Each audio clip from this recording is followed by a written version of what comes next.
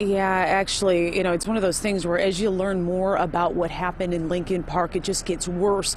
Moments before the crash, the kids in the car were actually on Instagram Live. Just awful video and audio of the moments before tragedy struck. Now we're standing outside of Corwell Dearborn, formerly Beaumont Dearborn, where all of those kids were taken last night when the crash happened.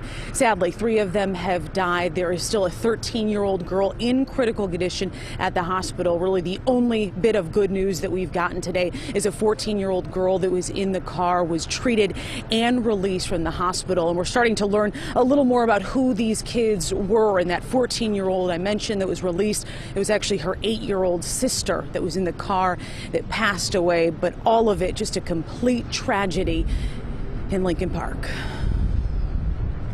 They were all unconscious, every one of them. Right on her lawn, the wreckage of a terrible crash. 4 children and a teen in the car. 3 of them died. Jennifer Kruger rushed outside to help. She saw the driver behind the wheel first, a 13 or 14-year-old girl. She wasn't moving like a lot. She had a couple flinches or whatever, but we could tell she was at least alive, but she wasn't conscious. It happened off Seacott near Porter Avenue in Lincoln Park Thursday night around 9 o'clock. Surveillance video shows the speeding car, the driver without a license. It hit the curb right by the driveway, and when it hit the curb, she went airborne, and it just went, and she lost total control. And just before the car hit the tree and swung around it rolling over, one of the kids in the car was on Instagram Live, capturing the moments before tragedy struck.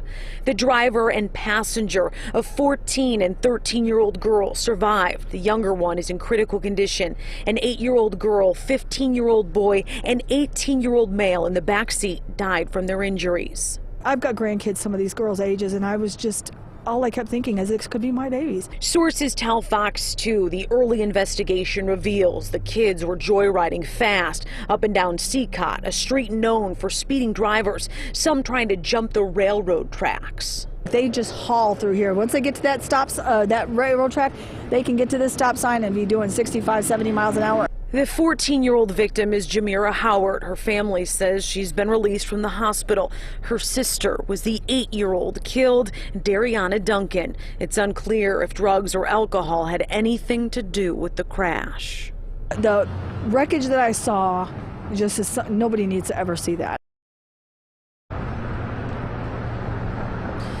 Investigators down in Lincoln Park still have a lot to unpack to investigate with this crash.